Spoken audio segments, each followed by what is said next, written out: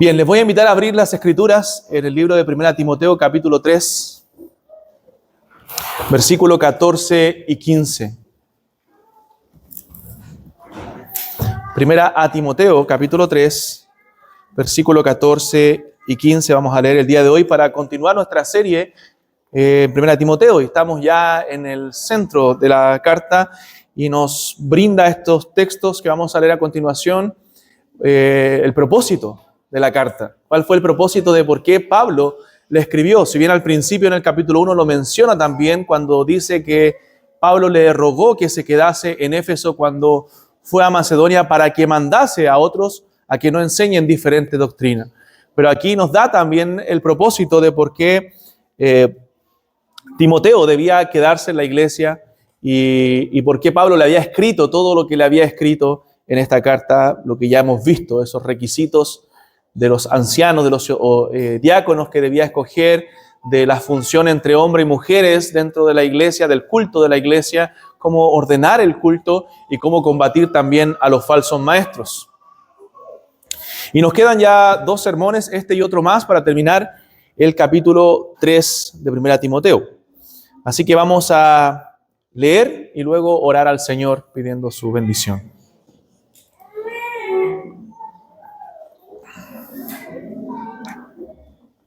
Dice la palabra, hermanos, esto te escribo, aunque tengo la esperanza de ir pronto a verte, para que si tardo, sepas cómo debes conducirte en la casa de Dios, que es la iglesia del Dios viviente, columna y baluarte de la verdad. Vamos a leerlo nuevamente. Esto te escribo, aunque tengo la esperanza de ir pronto a verte, para que si tardo, sepas cómo debes conducirte en la casa de Dios, que es la iglesia del Dios viviente, columna y baluarte de la verdad. Oremos al Señor. Amado Dios, una vez más queremos ir delante de su santa presencia. Oh Padre, cuando escuchamos su nombre, Padre, temblamos de admiración, de temor, Señor, delante de ti, por lo grande que tú eres, Señor. Porque tú lo llenas todo y en todos. Porque tú habitas, Señor, en medio de tu pueblo, en medio de las alabanzas de tu pueblo, como dice el Salmo. Señor, y tú estás en medio de tu iglesia. Y tu temor, Señor, recae en nuestros corazones. Oh, Señor, gracias, porque habitas en medio de esta iglesia. Porque estás entre nosotros, Señor. Mientras te adoramos, mientras pensamos en ti, mientras meditamos en las letras basadas en tu palabra, mientras leemos las Escrituras, mientras oramos, mientras se predica la Escritura, mientras observamos las ordenanzas, Señor, tú estás en medio de tu pueblo. Y es por eso que te adoramos y te damos gloria y damos gracias, Señor, porque tú creaste esta institución divina llamada la iglesia, en la cual podemos adorarte cada día del Señor, podemos reunirnos, Señor, con gozo y gratitud y amor en nuestro corazón para, Señor, tributarte honor y gloria, porque tú eres digno, Señor, de recibirla. Oh, gracias, Padre, por la salvación eterna. Gracias por perdonar nuestros pecados. Gracias por Jesucristo, tu Hijo, quien dio su vida para el perdón de nuestras maldades, para llevar en la cruz nuestras cargas, para llevar en la cruz nuestras enfermedades, nuestros dolores, Señor, nuestro pecado. Y gracias por Dios el Espíritu Santo, quien impartió esa salvación en nuestros corazones y quien nos santifica, quien nos redarguye, quien nos reprende, quien nos convence, quien nos enseña todas las cosas y nos guía a toda verdad. Oh Señor, te alabamos en esta tarde junto a mis hermanos. Queremos que tu nombre sea glorificado y queremos que tu presencia, Señor, se manifieste con poder en medio de tu pueblo. Padre, este pueblo, aunque imperfecto, te ama, Señor, te adora y quiere servirte con todo el corazón. Oh Padre, ayúdanos a ser temerosos de ti, a valorar, Señor, tu iglesia, y a valorar y a comprender que en el culto de cada domingo, Señor, tu presencia está en medio nuestro y lo dedicamos, Señor, en adoración a tu nombre. Te pedimos, Señor, y te suplicamos tu gracia en nuestras vidas y pedimos estas cosas en el nombre santo y precioso, bendito de nuestro Señor Jesucristo. Amén.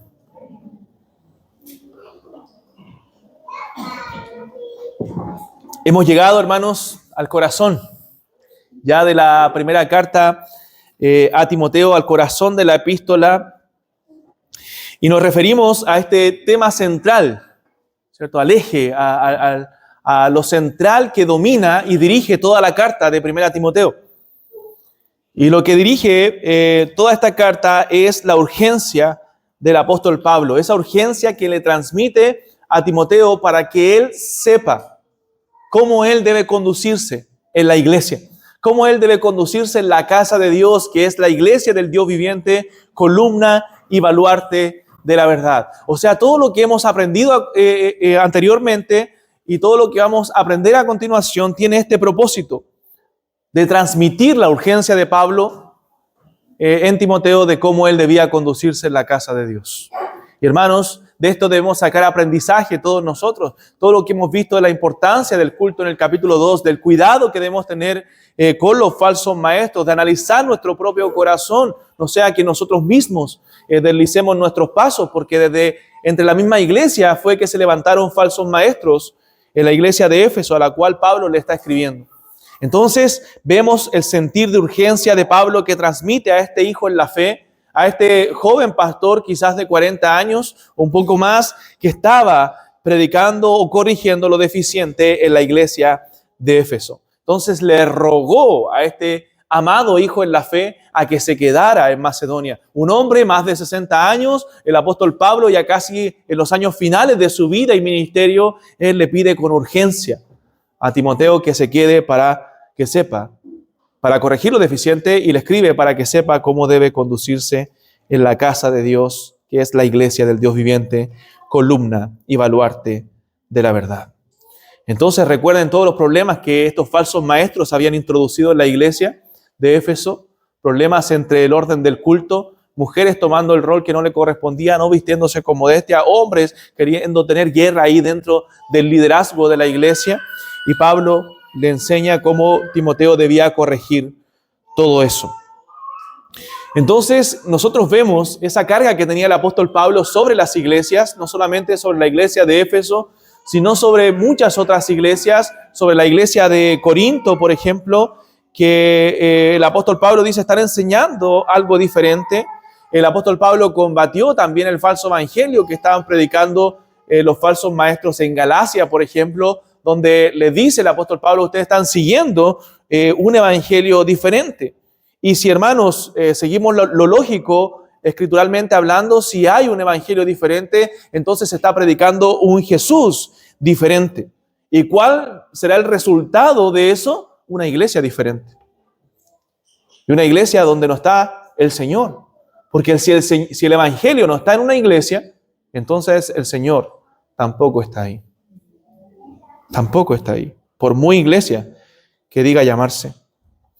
Entonces, hermanos, nosotros creemos que la iglesia, aunque es imperfecta en esta vida, no existe la iglesia perfecta, ¿cierto? En este mundo no va a existir, en el cielo va a estar el pueblo de Dios perfectamente adorando al Señor, pero existen iglesias sanas, y en iglesias sanas y saludables, Dios habita en medio de su pueblo. Entonces, la iglesia es llamada la iglesia del Dios vivo, columna y baluarte de la verdad. Pero si una iglesia tiene un evangelio diferente y se deja contaminar por los falsos maestros, entonces va a predicar un Jesús diferente y no va a ser una iglesia saludable. ¿Y quién podrá ser salvo en un lugar donde no se predica el evangelio verdadero? Nadie. Nadie. No puede haber salvación con un evangelio que no es el evangelio de Jesucristo. Es imposible. Porque el único evangelio que salva es el evangelio de Jesús. Es el evangelio predicado con fidelidad. Entonces, hermanos, Pablo habla con urgencia. Y él dice, para que, si tardo, dice el texto. ¿Puedes sentir tú esa urgencia, hermano, en sus palabras? Sabiendo que habían falsos maestros contaminando la congregación. Y le dice, para que si tardo, si no puedo ir, si en el camino me surgen problemas. Recuerden que Pablo sufrió naufragios, lo apedrearon en otros lugares, sufrió diferentes dificultades, incluso peligraba la muerte. O si muero en el camino, para que si yo tardo, tú sepas. Por eso te escribo. No voy yo ahora, no puedo ir ahora, el viaje es largo, demora mucho tiempo, pero yo te escribo para que si tardo, tú sepas cómo debes conducirte en la casa de Dios. No puedo esperar a verte cara a cara. No puedo esperar a decirte las cosas en persona. Me gustaría, quizás, lo dice el apóstol Pablo, pero no puedo esperar porque debo decirte esto para que sepas cómo debes conducirte en la casa de Dios, que es columna y baluarte de la verdad, que la iglesia es morada del Dios viviente. ¿Qué es la iglesia, hermanos? Bueno, para Pablo, la iglesia es morada del Dios vivo. Eso es lo que es. En su iglesia mora el Dios vivo. Eso es la iglesia. Y esa es la preocupación de Pablo en un sentido. La preocupación de Pablo no es la situación política del país. No es cómo está el mundo, no es el contexto social de Éfeso, el cual era terrible. ¿Cuál es la preocupación de Pablo? La gran preocupación de Pablo, hermano, es la naturaleza de la iglesia. Él se preocupa por su iglesia y debe también ser nuestra preocupación. Por eso que en la mañana en el estudio hablábamos acerca del valor que debemos tener a la iglesia del Señor, porque debe ser nuestra preocupación también. Pablo se preocupaba por la iglesia, por cómo la iglesia se conducía, por cómo nosotros debemos conducirnos en esta casa de Dios, en esta iglesia del Dios viviente que es columna y baluarte de la verdad. ¿Cómo debe ser la actitud de nosotros en el momento de conducirnos en la iglesia del Señor? Bueno, debe ser con temor, reverente. ¿Por qué? Porque la iglesia es casa de Dios. O sea, la iglesia es morada de Dios. Hermanos, aquí habita el Señor. Aquí habita el Señor. Entonces no voy al templo bonito, porque la iglesia no es un templo bonito. Esto es un edificio. Y gracias a Dios por este edificio y porque nos gusta y es bonito y es cómodo para nosotros. Pero el edificio no es la iglesia. La iglesia no es un lugar donde simplemente yo decir, voy a ver a mis amigos. Hay personas que me caen tan bien y sí, nos caemos bien y nos gusta estar en la iglesia, y nos gusta la comunión y formamos amistades y todo eso, pero no es el lugar donde voy a ver a mis amistades. No es un centro de moralidad simplemente, donde venimos a reformarnos de alguna forma y cambiar ciertos hábitos, donde aprendemos buenas costumbres, o aprendemos a cómo comportarnos. No, eso no es la iglesia. No es una red de apoyo y de amistades para abandonar ciertas prácticas. No es un lugar de entretención tampoco. No es que ahí no entretienen a los jóvenes, no entretienen a los niños. No es que la iglesia no es un lugar de entretención. No es un lugar de motivación. La semana estuve deprimido, así que voy a ir a motivarme en la iglesia y esperar que el pastor predique un mensaje motivante. Y así tener una buena semana. No, hermanos, ese es un entendimiento humano y no bíblico de lo que es la iglesia del Señor. Pablo nos dice que la iglesia es la casa de Dios. Eso es la iglesia, la casa de Dios, la casa del Dios viviente. Entonces, ¿por qué? Porque Dios es el arquitecto de la iglesia. Él es la piedra, Cristo es la piedra angular de su iglesia. Él edifica su iglesia. Cristo es la roca, es el cimiento de su iglesia. Él la diseñó. Dios es su constructor.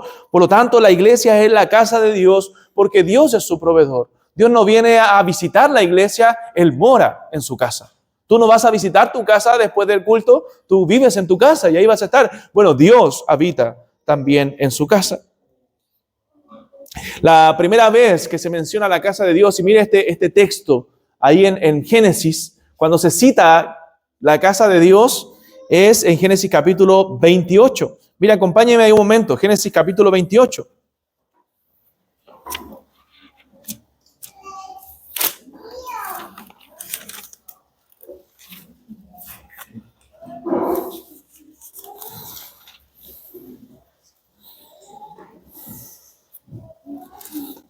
Versículo 15. Dice aquí, yo estoy contigo y te guardaré por donde quiera que fueres y volveré a traerte a esta tierra, porque no te dejaré hasta que haya hecho lo que he dicho. Versículo 16. Y despertó Jacob de su sueño y dijo, ciertamente Jehová está en este lugar y yo no lo sabía. Y tuvo miedo y dijo, cuán terrible es este lugar. No es otra cosa que, ¿qué dice? Casa de Dios y puerta del cielo. O sea, en el contexto de este sueño de Jacob, Jacob sueña con esta escalera que se conecta del cielo a la tierra, y cuando despierta del sueño, sus palabras son estas: cuán terrible es este lugar. ¿Se das cuenta con qué actitud nosotros debemos conducirnos dentro de la iglesia? No es esto sino casa de Dios. Hermanos, si nosotros viviéramos con esta conciencia de que la iglesia de Dios, en la iglesia habita la presencia de Dios, nosotros temblaríamos al saber que estamos en su presencia. ¿Se da cuenta que no es un lugar de entretención? Aunque nos gusta pasarlo bien, en la comunión nos reímos, compartimos mucho, pero en el culto está la presencia de Dios. Ciertamente Dios estaba en este lugar, dice, y yo no lo sabía. Y podría tener esto muchas implicaciones, no solamente en nuestra actitud delante de la adoración que tenemos hacia el Señor, sino también en ese sentido yo trato de transmitir eso a mis hijos, de que ellos sientan que estamos en la presencia de Dios. Cuando estamos cantando, que estamos en la presencia de Dios, allá tienen que estar mirando, en eso tienen que estar concentrados, porque es temible la presencia de Dios.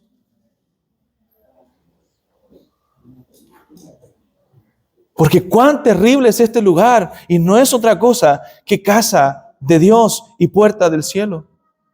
¿Qué nos enseña entonces la Escritura que es la iglesia? Bueno, hermanos, es donde Dios mora, donde está su presencia. Y donde está su presencia, ahí está su casa. Y esta terrible presencia de Dios que se manifestó ahí en el sueño de Jacob fue la misma presencia que llenó el tabernáculo en el Antiguo Testamento, en el lugar santísimo. Fue la misma presencia de Dios que llenó el templo, luego construido. Y es la misma presencia de Dios, o el ser de Dios, que se manifestó en carne a través de su Hijo Jesucristo. Y ese es el Dios que habita en medio de su pueblo. Es el Dios que habita en medio de su iglesia. Y cuando Cristo, ¿cierto?, asciende al cielo, Él dice, yo les dejaré un consolador. Y ese consolador, ese vicario de Cristo, es el Espíritu Santo. ¿Para qué? Para que more, dice la Escritura, ¿dónde? En medio de su pueblo. Para que more en cada uno de ustedes. Y yo estaré con ustedes para siempre.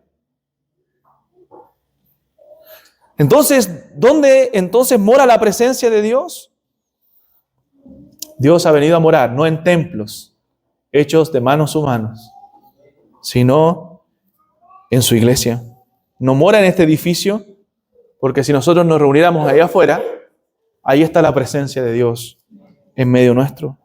Entonces, no en edificios construidos por manos humanas, sino que Dios habita en medio de su pueblo por medio de su Santo Espíritu. Por medio de su Santo Espíritu.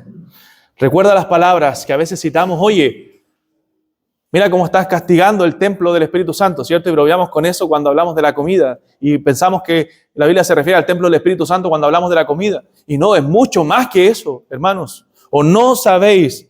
¿O acaso ustedes no saben o ignoran que son templo de Dios? Dice el apóstol Pablo en 1 Corintios 6.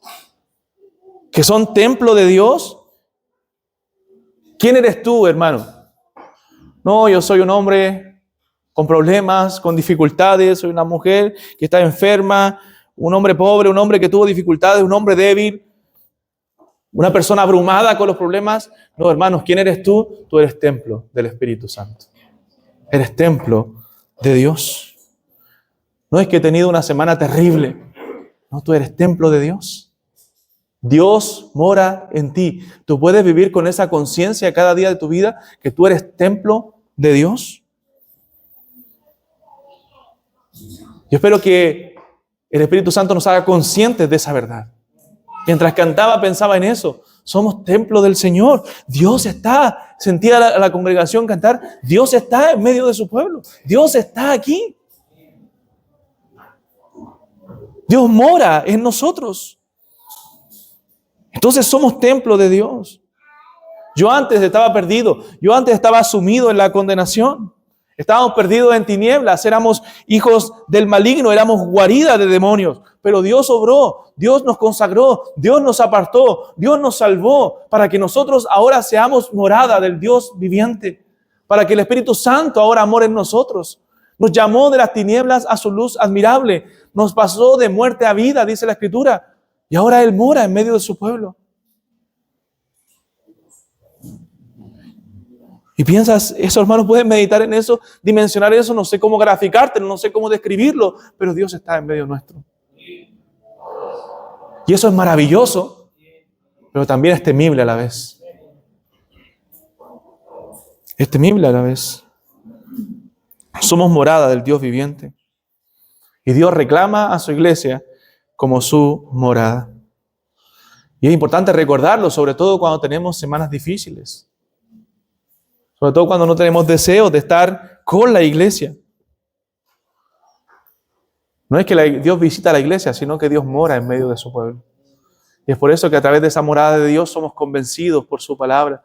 Él nos habla a través de su palabra. Él nos habla a través de las oraciones, nos habla a través de las letras basadas en su palabra, a través de la comunión. Dios obra en medio de su iglesia. ¿Y cómo sabemos eso? Bueno, la Escritura dice que Dios ha derramado su Espíritu en nuestros corazones. El Espíritu Santo mora en el creyente de una forma misteriosa, de una forma que nosotros no podemos explicar. Dios mora en nosotros. Y debemos estar, hermanos, conscientes de esa realidad. Entonces, qué diferente sería que nosotros en cada culto llegáramos con la conciencia de que la iglesia es morada de Dios. Y que Dios está aquí. Nuestra actitud sería diferente, nuestra postura sería diferente, nuestro corazón sería diferente. Durante la semana a veces es difícil estar consciente de eso, que Dios mora en nosotros, ¿cierto? Con todos los quehaceres, con todas las pruebas, con todas las luchas, con todas las tentaciones, el pecado nos engaña, ¿cierto? Nos rodea, las dificultades propias de la vida. Todo eso nos lleva a olvidar que somos morada de Dios.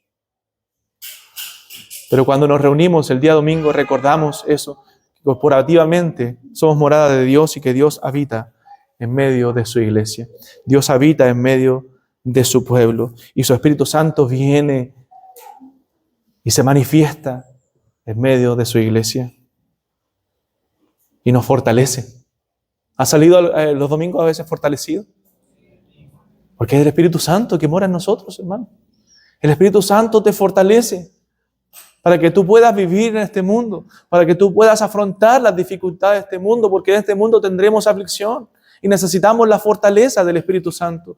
Necesitamos la fortaleza de Dios en nuestra vida para vivificarnos. ¿Por qué? Porque la iglesia es morada de Dios. En la iglesia está Dios. Tenemos la garantía de la presencia de Dios en el culto. ¿Se acuerdan cuando hablábamos del culto? Yo les decía que no me gusta cuando a veces se usa el término, no es que no sentí la presencia de Dios hoy en el culto. No, hermanos, no se trata de que nosotros lo sintamos. Dios está en medio de su pueblo. Dios está aquí.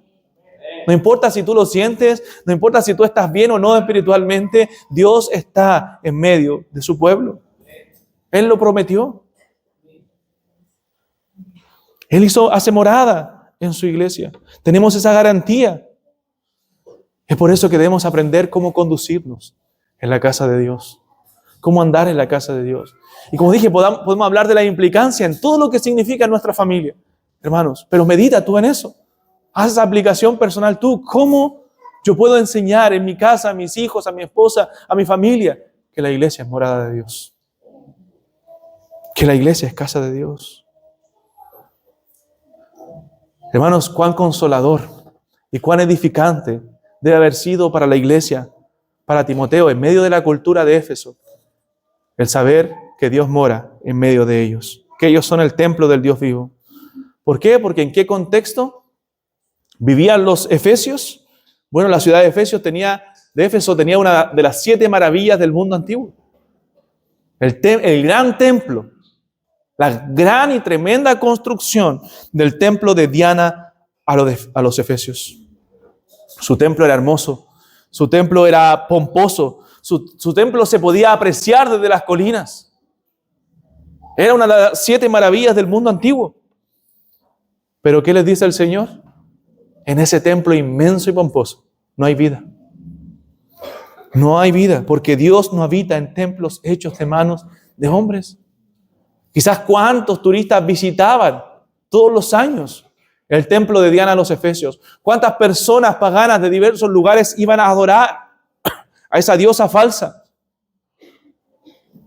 Y visitaban para ver la magnificencia de ese templo dedicado a esta diosa Diana. Pero que era un ídolo muerto, que tiene manos, pero no tocan, que tiene ojos, pero no ven, que tiene oído, pero no escuchan, que tiene lengua, pero no hablan. Pero Dios nos habla, pero Dios, hermano, nos toca, porque Dios obra en medio de su pueblo. No importa si una iglesia tiene un edificio o no, no importa si la iglesia tiene una gran construcción o no, Dios está en medio de su pueblo.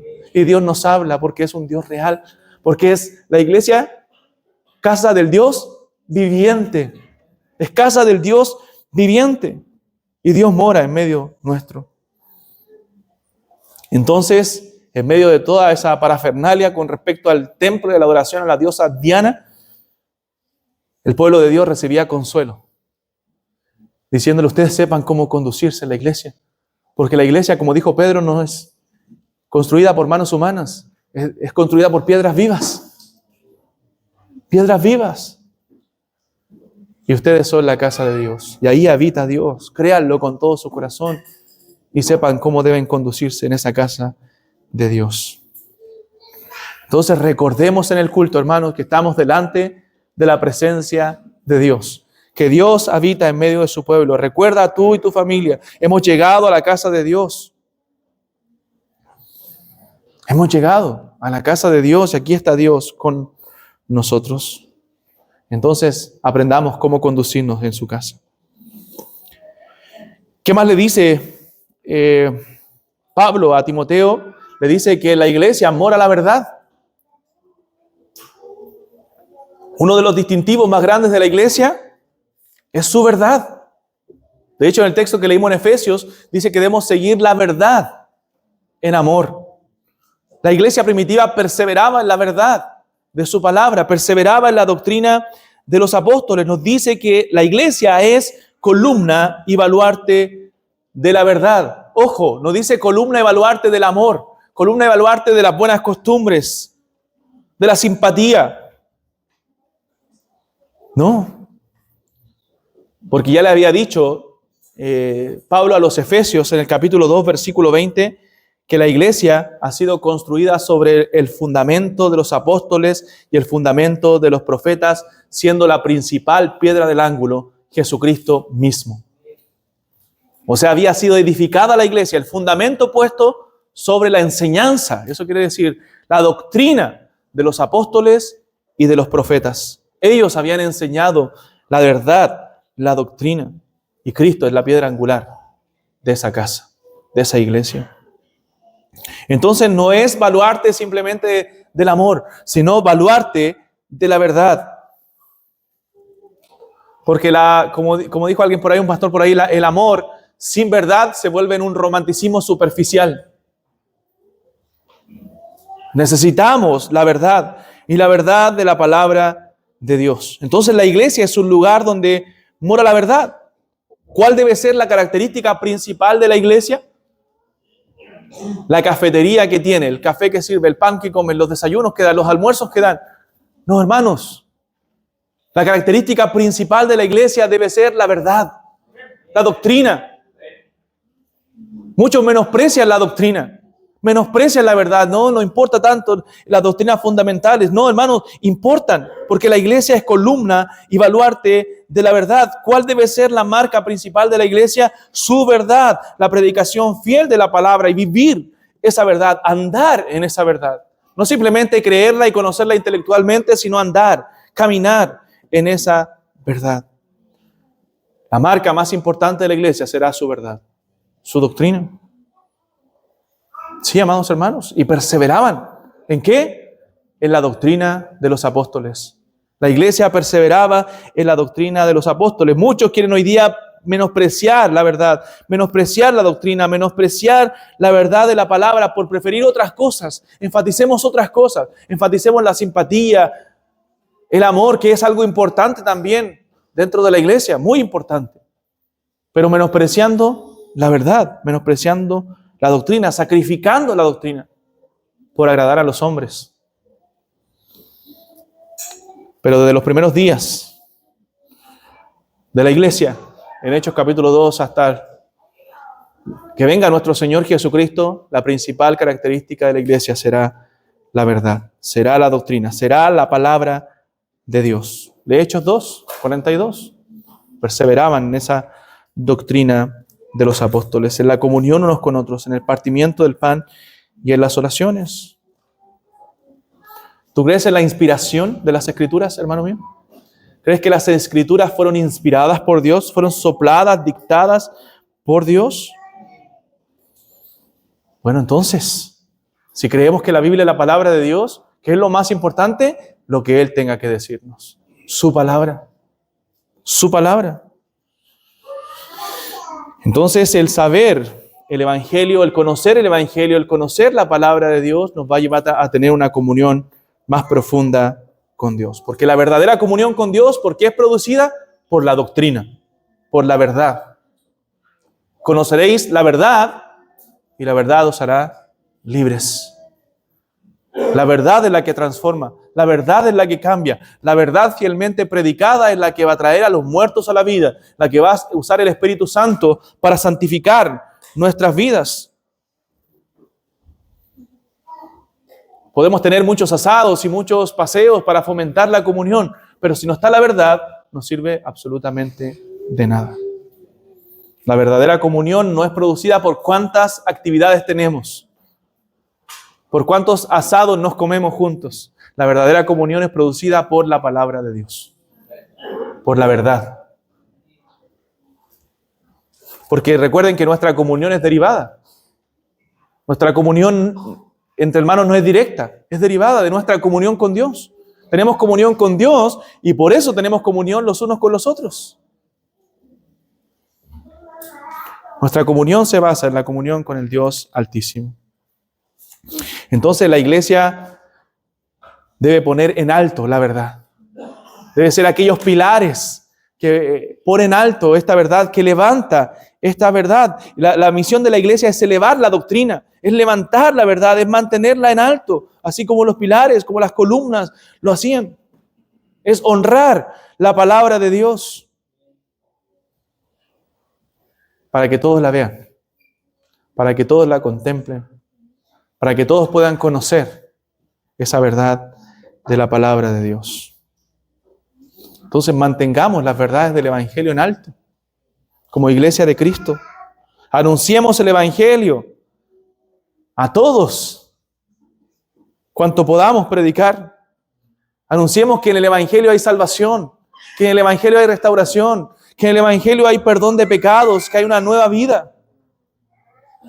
Imagínense qué alegría, qué grato, qué consolador para los efesios poder entender esta verdad, para poder comprender que la iglesia es columna baluarte de la verdad, que la iglesia tiene una misión, que no es mostrar la banda que tiene, que no es mostrar el coro que tiene, no, es mostrar la verdad del Evangelio. Esa es la misión principal de la iglesia. Mostrar lo que dice el Evangelio. ¿Cuál es nuestro principal atractivo, hermanos? ¿Cuál es nuestro principal atractivo como iglesia? ¿O cuál debiera ser nuestro principal atractivo? ¿Las actividades que tenemos? ¿Las cosas que poseemos? ¿O el Evangelio de Jesús? Ese debe ser nuestro principal atractivo, la palabra de Dios, el Evangelio. Y eso es lo que debemos resaltar. Tengamos un gran coro o no, tengamos buena música o no tan buena. Lo principal es el Evangelio de Jesús. Es el tesoro de la iglesia. Si la iglesia no tiene eso, hermano, está perdida. Una iglesia que no es sana en su predicación no va a ser alimentada sanamente. que no se está alimentando, nutriendo de manera saludable, de manera sana, entonces no podrá crecer de manera sana. El templo, como el de Diana de los Efesios, puede tener tremendas puertas para que la gente entre a montones, pero si en ese templo no está el Dios verdadero, no está el Dios viviente, no está el Evangelio, entonces nos preguntamos, ¿hay una iglesia ahí? No, porque no está Dios. Si Dios no está, entonces no es una iglesia verdadera. Y eso es lo terrible de nuestros tiempos, lamentablemente. Hay iglesias que se suelen llamar iglesias que no son las iglesias verdaderas. Por eso la verdad nos ayuda a mantenernos alejados de la mentira, a mantenernos alejados de los falsos maestros, a poder detectar el error más rápidamente. Cuando tú conoces algo, ¿cierto? Y conoces un material que es real, bueno, y estás acostumbrado a pasar tiempo con ese material, tú te vas a dar cuenta cuando no es verdadero, cuando no es real. Entonces, de esa forma debemos educarnos tanto con la verdad, conocer la verdad, para que podamos distinguir la verdad del error. Porque somos columna y baluarte de la verdad. No el pastor, no los predicadores, no los líderes. La iglesia, hermanos, es columna y baluarte de la verdad. Todos nosotros somos responsables de levantar esa verdad para que el mundo la vea, para hacerla resaltar por sobre todas las cosas. Y nos va a librar de los falsos maestros, nos va a librar de las mentiras que el diablo quiere introducir a la iglesia. Entonces eso separa lo santo de lo profano. La verdad. Es importante la verdad, es vital. Separa a los verdaderos siervos de Dios de los falsos maestros. Porque los falsos maestros enseñan la mentira. Separa lo santo de lo mundano.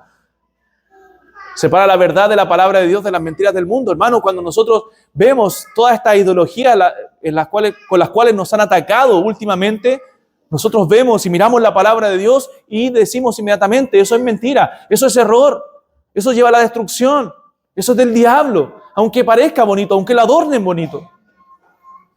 No es de Dios, porque la verdad no es relativa, no es otra verdad. La verdad es una y la verdad está en Jesucristo y en su palabra. Jesús dijo, yo soy el camino, la verdad y la vida, y nadie viene al Padre sino por mí. Entonces el cristianismo, la verdad del cristianismo, y para los amigos que nos visitan, no es un camino más, no es una verdad más dentro de muchas otras verdades. La verdad es una sola y la verdad revelada en la palabra de Dios es la verdad de que Jesucristo es el Hijo de Dios y que Él se hizo hombre para morir por pecadores como nosotros, y dice la Biblia, para que todo aquel que en Él cree no se pierda, mas tenga vida eterna. Y no hay otro evangelio y no hay otra verdad. Y nos dice el evangelio que Él fue sepultado y que Él resucitó al tercer día para dar vida a todo aquel que en Él cree. Y esa verdad no puede ser manipulada y esa verdad no puede ser cambiada porque es una sola verdad. Y es la única verdad que da esperanza. No hay otro Dios, no hay salvación fuera de Cristo, porque no hay otro nombre bajo el cielo dado a los hombres en que podamos ser salvos. Solo Cristo puede traer salvación a una vida sumergida en el pecado. Solo Cristo. Y ese Cristo es el que nos ha rescatado a nosotros. Y es ese Cristo el que nos ha llevado a estar aquí hoy día adorándolo y sirviéndolo. Y conociendo estas verdades de que en la iglesia su presencia se manifiesta. Entonces, hermanos, cuando la iglesia olvida la verdad, cuando la iglesia olvida el evangelio, se vuelve simplemente otra ONG más. Cuando la iglesia comienza a enfatizar la ayuda social por sobre la verdad del evangelio, hermanos, se vuelve en una entidad de ayuda como muchas otras. ¿Qué es lo que caracteriza y diferencia a la iglesia? El evangelio, su verdad, lo que predica, el mensaje que proclama. Eso la caracteriza y eso es lo que la iglesia debe siempre mantener, su verdad. Porque cuando transamos la verdad, el mundo le da la bienvenida a la iglesia. Cuando transamos la verdad, el mundo se sienta en primera fila para escuchar lo que tenemos que decir. Cuando transamos la verdad, la iglesia, como dije, se vuelve una entidad de ayuda social y no la iglesia del Señor.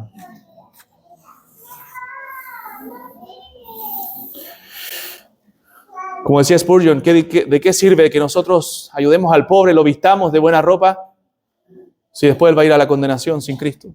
Y no estoy diciendo que no son malas la ayuda social, son parte de las buenas obras que deben haber en el cristiano, pero nuestro primer deber es anunciar el Evangelio, es anunciar la palabra de Dios. La iglesia es columna y baluarte de la verdad. Entonces, para concluir, permíteme decir algunas aplicaciones que debemos recordar. Número 1, recuerda que Dios mora en su iglesia. Hermanos, recuerda eso siempre. Recuerda que la iglesia es la casa de Dios. Que la iglesia no es el living de tu casa. Yo en el living de mi casa me estiro, veo televisión, me cruzo de brazos, descanso, me duermo. Entonces no podemos comportarnos como nos comportamos en el living de nuestra casa. Es la casa de Dios. No estamos en el patio ni en el quincho, ni en el parque. Estamos en la casa de Dios. La iglesia es morada de Dios. Y debemos recordar cómo conducirnos en la casa de Dios. Entonces, recuerda que la iglesia es el lugar donde mora también no solamente la presencia de Dios, sino la verdad de Dios. Entonces, si en la iglesia mora la verdad de Dios, ¿qué es lo que nosotros no podemos despreciar y debemos valorar y atesorar con todo nuestro corazón? Su palabra predicada. Todo lo que posee el culto debe estar saturado de la palabra de Dios. La palabra de Cristo mora en abundancia en vosotros, dijo el apóstol en Colosenses, enseñándoos y exhortándoos unos a otros en toda sabiduría y cantando con gracia en vuestros corazones al Señor. Aún la palabra debe ser cantada con salmos e himnos y cánticos espirituales. Entonces, la exposición de la palabra es vital para nuestro crecimiento.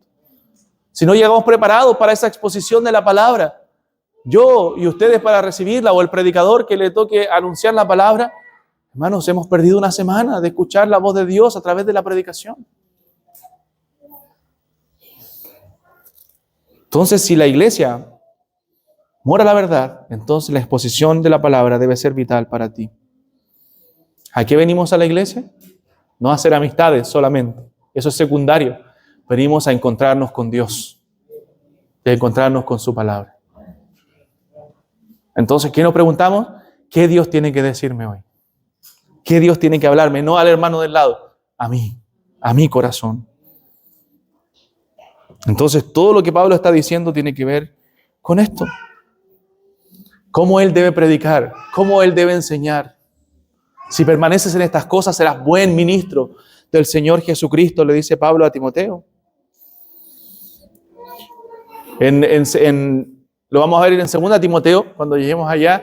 En 2 Timoteo capítulo 4, mire lo que le dice Pablo a Timoteo. Ya en su tiempo de partida, cuando Pablo ya iba a morir, le dice, te encarezco. Mire la urgencia de este llamado, este encarecimiento que le hace Pablo a Timoteo. Te encarezco, ¿de qué? ¿Delante de quién? De Dios, delante de su misma presencia y del Señor Jesucristo, que juzgará a los vivos y a los muertos en su manifestación y en su reino. ¿Qué? Que prediques la palabra. Un encarecimiento para que Timoteo predique la palabra, para que instes a tiempo y fuera de tiempo, redarguye, reprende, exhorta con toda paciencia y doctrina. ¿Por qué? Porque vendrá tiempo cuando no resistirán, no sufrirán la sana doctrina, sino que teniendo comezón de oír, les molestará, les picará el oído cuando escuchen esa verdad. Se amontonarán maestros conforme a sus propios deseos, conforme a sus propias concupiscencias, que se apartarán de la verdad el oído y se volverán a las fábulas, no a la verdad, sino a fábulas, a mitos. Se amontonan maestros que le dicen a la gente lo que quieren escuchar. Por eso te encarezco que prediques la palabra. Hermanos, la palabra de Dios verdadera es escasa hoy día. Debemos como iglesia ser columnas y baluarte de la verdad, sostener la verdad para que el mundo la vea, para que el mundo la crea. Un día estaremos delante de la presencia de Dios y daremos cuenta por ello. Daremos cuenta. ¿Cuántas veces vinimos sin ánimo de escuchar?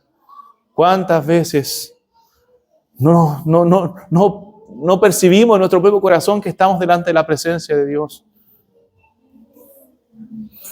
te encarezco delante de Dios, que un día juzgará y a los vivos y a los muertos, que sepas cómo debes conducirte en la casa de Dios, que es la iglesia del Dios viviente, columna y baluarte de la verdad.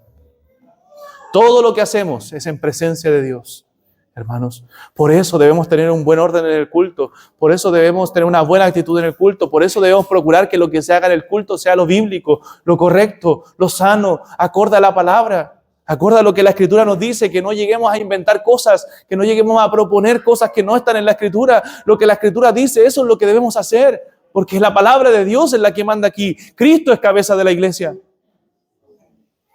Y nosotros debemos saber cómo conducirnos en la casa de Dios, que es la iglesia del Dios viviente. Por lo tanto, estas cosas fueron escritas ¿para qué? Para que aprendamos, hermanos, cómo conducirnos en la iglesia de Dios.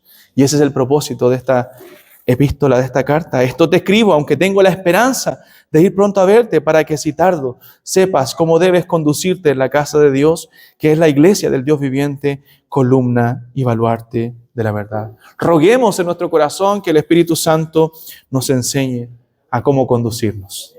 A cómo conducirnos. Que ese Espíritu Santo que nos transformó también nos enseñe toda verdad y nos ayude a valorar la iglesia del Señor.